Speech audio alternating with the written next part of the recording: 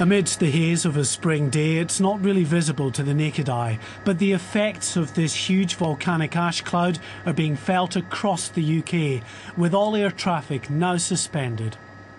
At airports around the country, like here in Manchester, flights are grounded, and it's looking increasingly unlikely they'll be taking to the air again anytime soon.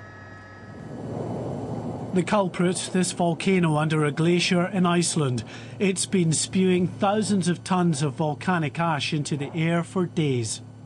The cloud is being tracked by controllers at the National Air Traffic Service as it heads south over northwestern Europe. It's now sweeping down across much of the UK. We're working very closely with the airline customers and providing them with information so they can make informed decisions about their schedules over the next day or so. The effects of the ash cloud are repeated at airports around the UK. From north to south, flights are going nowhere. For passengers, it's a chaotic picture. Many turned up for their flights as usual today, only to be given the news that all services were suspended. It's unbelievable. I mean, that's something that's, uncontrollable, obviously. I was told the flight was cancelled when I arrived at the airport parking. I went on the Virgin website and they said the flight was on schedule. So it's pretty diabolical, really. There's nothing we can do about it. It's one of those things, it's an act of God.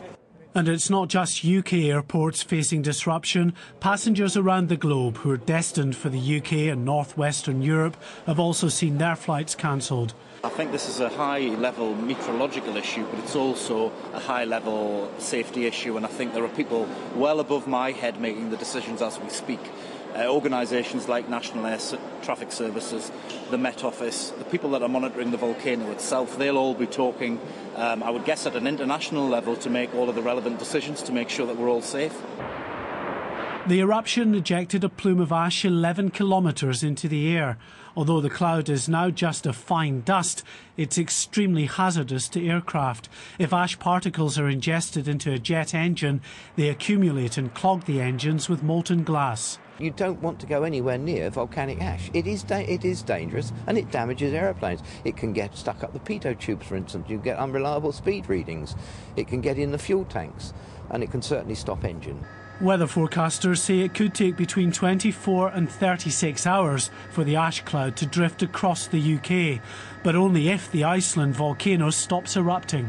We know that the current plume will move away quite rapidly for hours to a day or so. But what we don't know is what's going to happen the next day or two in terms of eruptions. So we could still be under the plume, or we still could be at risk for a number of days yet. As the aviation industry continues to monitor events and seek the advice of experts, air traffic controllers say this is the first time that the UK's airspace has been closed on such a grand scale, and it might not be the last. Volcanologists are reporting that a sister volcano to the one currently sending ash over northwestern Europe is also set to erupt in the coming days.